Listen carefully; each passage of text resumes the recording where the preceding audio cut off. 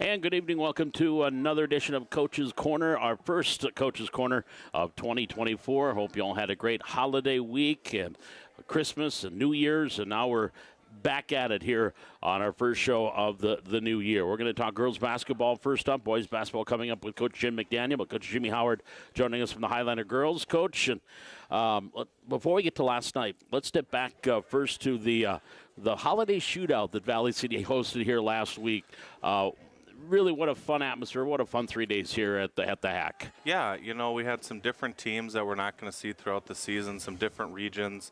And it started out exciting with the power outage, but, everyone that was here, I thought there was some good basketball played. We saw three really good teams, and so to come away with 3 wins over the break was really nice to kind of fix after the Devil's Lake game for us. It was great. It was great. There's good basketball from 8 a.m. boys and girls all the way to about 7 p.m. Most nights, and so I know a lot of people said they enjoyed it. The teams that were here, I think it was good for the community. We saw a lot of people coming into town that weekend, and it was a lot of fun, and I look forward to hopefully hosting more of them. And you probably not only saw different teams, but you saw different styles of basketball, didn't you? Absolutely. We saw 4 wins, run and jump, a lot of three-point shooting. Turtle Mountain, a little bit bigger team, and then Killdeer, a very big team, skilled. With one girl, very, very good shooter. And so just 3 different styles that we're probably not going to see throughout this season in our region. So it was good for us to see it, figure out how to adjust to some of the way they played, and continue to get better and move forward. And teams that you're not going to see, but you got a chance to watch, like a Botano, number 2 ranked team in the state, they looked really good. Absolutely. They looked like a very complete team. Long, they could shoot it, they were quick, and it was fun to watch some of those teams that you're not, I'm not going to get to go see Botano play this year. They're not in our region, they're not in Region 2, they're on the other side of the state, so it was a good chance to see them. And then some teams we will see. We play Shiloh in 2 weeks up at the Devil's Lake crossover. They were here, and so we got a chance to see what they do and a little bit of who they are. Central Cass was here. We got to see them as well. But it was a fun atmosphere to see both boys and girls, and just like you said, different styles, and it was just a good time. Very tiring though to host it. But. It is when you host something like that. It is tiring. I mean, you get here at 7 o'clock in the morning, and if you're lucky, you're leaving about 8:30, 9 o'clock at night. So kudos to Rob Hunt, activities director. He kind of started this last year when he was thinking about putting this together, and did a great job getting these teams here. Absolutely. And I think most of them, like you said, most of them, if not all of them, want to come back. I know Killdeer absolutely enjoyed the entire experience, and that's the thing. You put it on, you get a chance to see someone you're not going to see during the regular season, and get a chance to play 3 games over a holiday, because a lot of times teams, they may practice for 2 weeks and not have a game. Absolutely, or you get 2 games or 1 game, and it was nice. They were back to back to back. We have that coming up in 2 weeks, and it's just a chance for you. If you make it to the state tournament, or you make it to your region tournament, you make it, and you're lucky enough to get all the way to the end. How do you play back to back to back? Right. Can you continue to adjust? Can you continue to push through some of those mental blocks? And so it was just a good chance for us, like I said, with 3 really quality teams, to just see where we are if we got to play back to back to back, and does our style hold up? And for us during the holiday break there, it did. Well, last night now we came home, still we're home, and Carrington came in, and really for 3+ quarters, this was a very good basketball game, but how do you defend a team that can't miss when they shoot? I don't know. I said maybe looking back, I probably should have used a timeout, I think, when they hit 2 in a row and took a 3-point lead. But both of those threes were heavily contested. One of them, I don't know how much closer Katie Burchell could have been to the girl. And they just, and kudos to them for hitting them. And I know, they work on that shot or whatever, but some of them just looked like they were coming from behind their shoulder, and you're like, yeah. It almost felt like if they threw it up for about 2 minutes, it was going in the hoop. And, and that's okay. We just didn't get the baskets then on the other side. Even if it was a 2 to a 3, yeah, they still are slowly, but it's not all of a sudden a 15-point lead. It's right. like a 6-point lead, and something we can kind of fight back from. And so I don't know, what you do when someone isn't missing. It was just one of those nights where they hit a streak where they weren't going to miss, and it didn't matter who was shooting it or where it was coming from. I think the final one was a step back with the hand in the face, and it's like, all right, I guess that's just the night it is, Yeah. And there's some things we can do better. I thought our aggressiveness we're lacking in a little bit. We had a good practice today, so I'm really excited to see coming forward tomorrow. Yeah, 10 of 14 in the fourth quarter.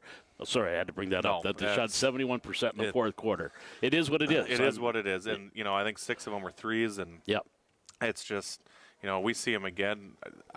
Do they shoot that way again? I don't think so. Right, exactly. I mean, do you have those kind of nights? Because if you're going to live by the 3, you're going to die by the 3 too. And if you're not hitting them on a particular night, you're going to be in trouble. Well, now that gets me to, if you're not making shots, the rebounding. Now, one thing you and I have talked about was giving up a lot of second chances, fourth and fifth chances. Looks like you're getting a little bit better at keeping teams at just one possession. Absolutely, and emphasizing us to get more offensive rebounds. We did a good job of it kind of through the first 3 games. Up at Devil's Lake, we did not do a good job of it. And then once again, with Turtle Mountain, I think we got a little bit better. 4 wins, we did a really good job. And then against Killdeer, we had a fight for that a little bit. And there were a couple possessions, where they got 2, 3, or 4. Mm-hmm. But for the most part, we held them to one and done. And when we can do that and get out and run, that's what we like to do. And so the other team getting offensive rebounds slows us down from running. So that's just been a big thing. And that just comes down to hustle and desire. Yeah. And it looks like last night, especially, I've seen too, you're getting a lot of second chance points. I know Katie Birchall, I think, had 3 or 4 offensive rebounds. And Greta Goldman, it looks like you're also crashing the boards on the other side. Yeah, and we that's been a focus all season. And I think that's going to come in waves at times where we're going to look really good rebounding on both sides. And there's going to be times when we struggle with it. Because I think sometimes you feel like you're doing it so well that you may become a little complacent with it. And so we're just fighting those things. And, really we're learning how to be in games. That's something new for our team. We're learning how to win at the end with leads. That's something new for our team. In the past in the EDC, they've kind of been blowouts one way or the other. And so a lot of growing, where possessions matter. And, for us for the past 10 years, possessions really have, every possession hasn't always mattered. And so that's where that rebounding comes in. Those extra shots, those possessions matter. And I think our girls are starting to understand that that's the case. And one thing that I saw with you, I think it was the 4 wins game. I think Tess only had 2 or 4 points something, and she was held in check. 18 from Dakota Potratz. Katie Birchall, I think, had 17. You got those other players that had to step up when your key players isn't having a good night. Absolutely, and that only benefits us going forward. Teams want to start taking somebody away, but we can have 2 others step up. And that just goes a long ways as we head towards, it's kind of weird to say, but, February 12th isn't that far away, and that's the end of the regular season here. But that only benefits us winding down. If all of a sudden now we have 4 kids that can all be someone that can go get you 12 to 14 points, now you can't focus on 1 or 2, and that's just going to help us down the road. And it gave those kids tons of confidence. And the other thing with that Christmas tournament is, you don't have quarters to worry about. Right. So Katie Koka got in and got some varsity playing time, and I like the way she looked out there, and I think it's just going to benefit us that she's going to start seeing a little more playing time or opportunities. And so, now we're 9 deep if Katie Koka's playing as well. So I just like, that whole thing allowed us that opportunity to get kids in playing and that kind of stuff. Well, now Lisbon comes in here on Thursday night. Right away tomorrow night, you're back at it as the Lady Broncos come to town. Yeah, region game, and so a big one. Yeah, they're all big. Well, yes. I mean, the region ones, though, focus in on, okay, can we take care of our region and what can we do there? And so, I expect them to, we've seen them in the past. We've played them for the past few years, and they're physical. They got some athletic players, some length that can disrupt us a little bit. And if we don't show up and play, that's a game that we can let get away from us. So we got to be ready to go and just focus in on who's coming into town next. And it's I know people worried these are the the novice people. Oh, we've been Class A for all these years. Now we're being played teams coming up from B. It doesn't matter. Basketball knows not class or divisions. It's talent is what it knows. Correct. And, and to say that, I think, like you said, people that haven't maybe been paying attention, but I think that's a disservice to a lot of the programs. Kindred's had a very successful program. Central Cass has had a very successful program. Northern Cass has been very successful the last few years. We've seen Lisbon, and they've had some success. Oak Grove has had a tough team, and and if you want to go look at other, Thompson's very good. Yeah. And Grafton's had great runs, and rugby and Carrington's always been tough. And I think that's just a disservice to those programs. I know that we've had good kids, and we'd probably have been a very tough program in that class. But now we're getting just the opportunity to play people that have the same amount of kids, the same access to things, the same type of things, and we're seeing that we can compete. Yeah, you talk about Carrington. They're in a region with Thompson, Devils Lake, and 4 wins. That's got to be one of the toughest regions in Class A. Yeah, and I know Grafton's girls are down a little bit this year. They're kind of on a swing back, and so is rugby. But very good teams that have been with a lot of state tournament experience. Just like Kindred's had a lot of state tournament experience. Central Cass had a lot of state tournament experience. Northern Cass has been right there on the cusp of more state tournament experience. So. And then, and you look Wahpeton, they've had some state, tournament experience with in Class A or now 2A. So it's just, it's very good basketball, and it's great for us to be able to compete with those teams. Final question for you. The first month of this 3-class system, I give it a grade A. What do you think, Coach? I think it's been great. I know some people don't, the travel for some things. Some teams feel like they might be in the wrong division, but you look at some of the scores around the state, and Class A has been very competitive all season. 2A has been kind of the same as it was. You have your 4 or 5 maybe really strong teams, then everyone else that's kind of building again. Class B, you still have some of the schools that are larger that you see some of those blowouts, but not nearly as many as probably in the past. But I think it's been great. And I know a lot of people can say, well, that's because, you guys are finding success. But it's been good to compete with teams, and they've all been games. They've been competitive games. That's great basketball for kids and fans alike. And then, isn't that what we're trying to do with this 3-class thing is create excitement and competitive games, and I feel like that's what you've seen a lot of that in this first month. Yeah, the hack has never been more electric than it has in the last month. Yeah, it's been great. We've had great support. Student section's been great, and it's just been a lot of fun. I think Rob Hunt told us that our Kindred girls game was one of the highest gates they've had for basketball in a long time. And I'm like, I don't remember the last time we've had a home girls game that's had that many people in there, you know? And so the excitement around it here, and I know it's other places as well. And like you said, you look at the scores, they've been competitive games, and they're fun. It's been fun so far, but it's only scratching the surface. Now it's only January 3rd. We got lots more to go. Well, Coach, again tomorrow night, Lisbon in town, 3 games again. C Squad, who picked up a couple of wins here. They won again at Devils Lake, and then won last night with Carrington, JB, and then the varsity. So come on back out here to the Hack here tomorrow night and watch the Highlanders take on the Broncos. Thanks, Coach. Thanks, and go Highlanders. Coach Jimmy Howard from the Valley City Highlander girls basketball team back with more Coach's Corner from the Hack on the Highlander Activity Network.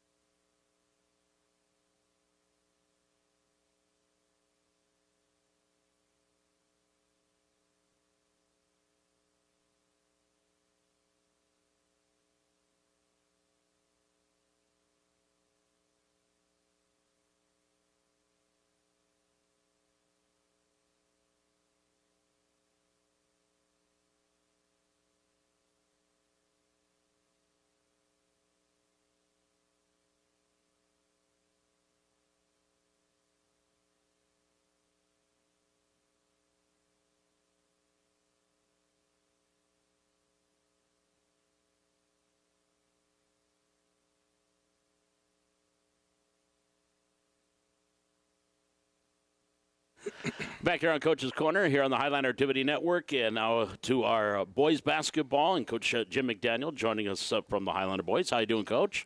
Pretty good. Pretty good workout today? Yeah, we had a pretty good practice. I don't like when we have to split the gym because it gets a little tighter, but it was intense. The boys came to work, and that was good. Well, like we did with Jimmy before we talked about last night, let's go back to the holiday tournament last week, or the holiday shootout. Got a couple of games in, teams you're not going to see during the regular season. How was that for you as a coach to get a chance to coach and see some teams you're not going to see? Yeah, we got to play a couple teams, and then you get to watch a couple teams that we're going to be seeing later on in the season, because Killdeer, we got to see them. We're going out there later on. So, yeah, it was a fun atmosphere. I think everybody that came to play enjoyed the atmosphere here in Valley City. And you saw Shiloh Christian, and, of course, this is a team that finished second to Central Cass last year in Class B. Very good, very athletic basketball team. And, of course, they had a big fella down low, Atticus Wilkinson, that a 36-point effort. But that game against Shiloh Christian, it was a competitive game, and then they just kind of slowly but surely pulled away. Yeah, I thought the first half we played very well. Yeah. I thought their two perimeter kids, we did a great job containing them. You know, the one kid, number 11, he's a three-point threat all the time, and we held him to 5, and then their number 5, we held him to 9. So I thought we did a great job there. The post play, yeah, he just a good physical player, and we had Carver Peterson was in foul trouble all night, and that hurt us a little bit. It'd have been nice if Wilkinson could have been in some foul trouble himself. And so, yeah, he had a nice game. We've been doing some stuff, working on our post stuff that showed up in that game. So. And you picked up a win, got that first W. Just nice to get that first win. You had the winning against Unseath, the first game of the weekend. A lot of guys got in, 78-point effort, winning. Just how was that, like getting win number 1 and getting that done? Yeah, I mean they were a good team, and we did some really good things in that game. Our turnovers were down. We rebounded well. We shot pretty well. A lot of guys were in the scoring column, so that's kind of what we're looking for every night. And it was good to get a win and good to kind of take control of that game. I thought we did our job in the paint, and we did our job, out on the perimeter, and it just we were kind of in control that whole game. And playing back-to-back nights too. I mean, that's something, or back-to-back days. They were afternoon games, but still. That's something you're going to do down the road. Yeah. If you're going to play postseason, you got to learn to play back-to-back. Yeah, that's right. And so and we were playing at kind of different times than we're normally used to playing, which can happen in tournament time. So, and I thought, the Shiloh game, we started out, they're a top 5, or they're getting votes right now and stuff, but they've been successful over the years. So I thought first half we did so many things right, against a high caliber team, and then they just kind of got away from us, and then we couldn't make a basket when we needed to kind of keep it close, and then you kind of see what happens at the end, and we just didn't do that in the second half. Well, now last night Lisbon came in again. What a great game! We did have an 11-point lead. I think was at one point what it was at one point, but for the most part, this was back and forth all night long. Yeah, it really was. We had 5 guys in double figures. We did a lot of good things. Right now we're working hard on closing wins. We do a lot of good things, and we get a kind of a comfortable lead. Right now we're working on, we got to hold that. I think we waste some possessions at times. It seems like every game we're trying to learn how much and how valuable every possession is, offensive end, defensive end. As we end the half, we have the ball with 16 seconds left. I'm wanting one shot. We shoot early. We didn't make it. They go down. We get a foul, and then they make 2 free throws.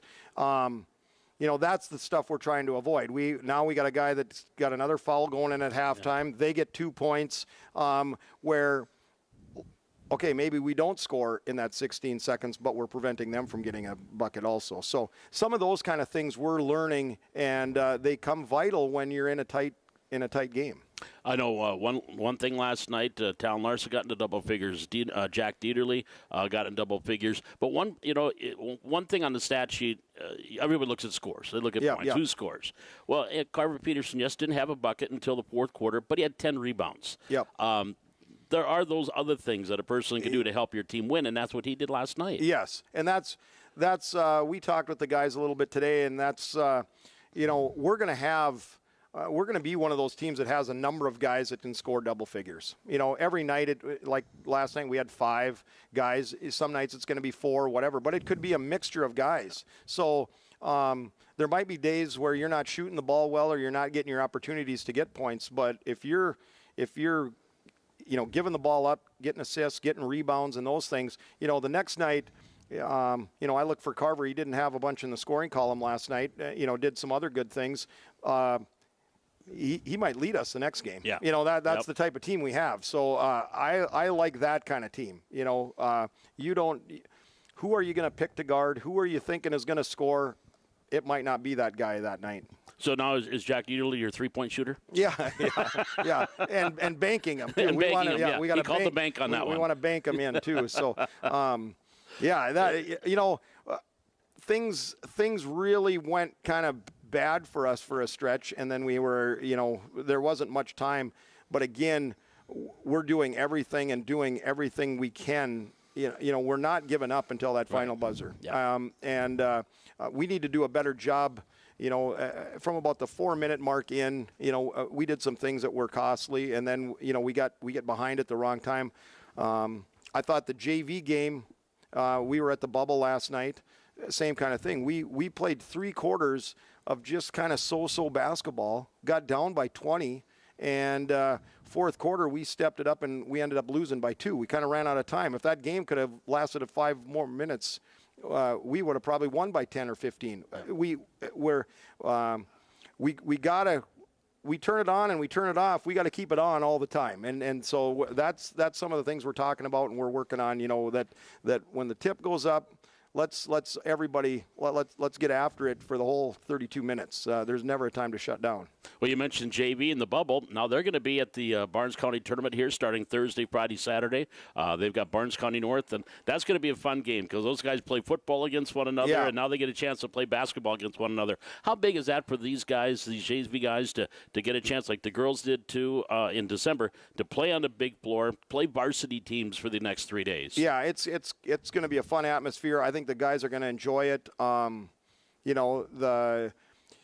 The JV games we've had here, at the bubble, the crowd isn't doing. You got the doubleheader; it's just not there as much as when we got all teams playing right here at home. It's going to be a great atmosphere. The guys are going to love it. Plus, we got Aiden Burnson, Sam Meyer, their time is limited in the varsity. They come off the bench and help us in some very valuable minutes, but they don't get those bulk minutes. So they're going to help us out here in the JV game where they're going to get some more solid minutes and things like that. So it's going to be I think it's going to be a fun time for these guys that are getting a chance to play in that tournament. And they'll play the last game tomorrow. They play at 7:30 against Barnes County North. Of course, that's scheduled for 7:30. Could be later than that. But head over to the bubble. It should be a fun 3 days here. Now, as far as the varsity, looks like we're off for a couple of weeks until Oak Grove comes to town. Yeah, I don't like how that's setting up very well, and we talked about that in practice because last night we had a kind of a sour taste in our mouth after that one, and I thought we let one get away from us. I think we all did. I think we were capable of winning that game, and we let that one get away. So now we got to sit with that for a while, and I hope that's a good thing because there's nothing we can do about it. So I hope the guys, they think about that. They didn't like how it felt, and when Oak Grove shows up, they're going to see a team that is hungry to really stick it to somebody. So stay angry. Yeah, because I think we were all excited to play Lisbon. I thought we get them at home and all that kind of stuff, and then we got to walk in the locker room last night, and I don't think any of us were real happy with the situation we put ourselves in. So I'm hoping this time off. I don't like the time off, but there's I can't make Rob Hunt change that for us right now. So we're that's what we're stuck with. I hope our practices are intense, and when Oak Grove shows up, they're in for something special on our side, I guess. So well, that's a good thing we got those 2 games in last week, then, or we would have had like 1 game in about a month. Yeah, I know. Well, and then the following week, we got. We got Oak Grove, but then we're going to Wapaton, and then we got to go to the Devil's Lake Shootout. So it gets busy that next week. So the time off, what do we do? I guess that's how it goes. Just get ready and stay healthy, be smart, and we're ready to go in 2 weeks. Yeah, that's right. That's right. All right, Coach, appreciate it. Thanks for joining us. Thank you. You bet. Coach Jim McDaniel from the Highlander Boys Basketball. We'll be back with more Coach's Corner from the Hack on the Highlander Activity Network.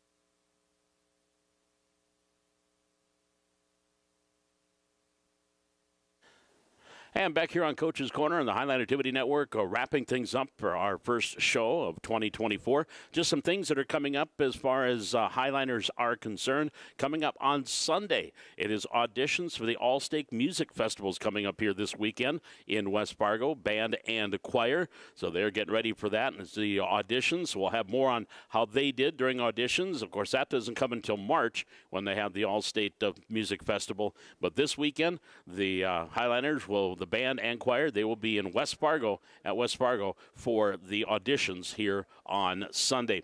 Well, one Highliner that competes for another team, not the Valley City, of course, Bodie Haglin, the swims with the Jamestown swim team. They are going to be at the University of Minnesota this weekend. 7 swimmers, the 7 state swimmers that competed at the state tournament last year for Jamestown, got invited to this big meet that they're going to have at the University of Minnesota Aquatic Center. So Bodie Haglin from Valley City, who swims with Jamestown, he will be down in Minneapolis for that coming up here this weekend. Also this weekend, the Valley City Wrestlers are in Bismarck for the big Rotary Wrestling Tournament. And that'll be Friday and Saturday. Of course, last year we had 3 champions, Colton Griebel, Coy Griebel, and Broden Muskie. All 3 won their weight classes at the Rotary. And for the first time ever, a Highliner was named Wrestler of the tournament, as Coy Griebel was named Wrestler of the tournament last year. So that's going on Friday and Saturday at the Bismarck Civic Center, the big Bismarck Rotary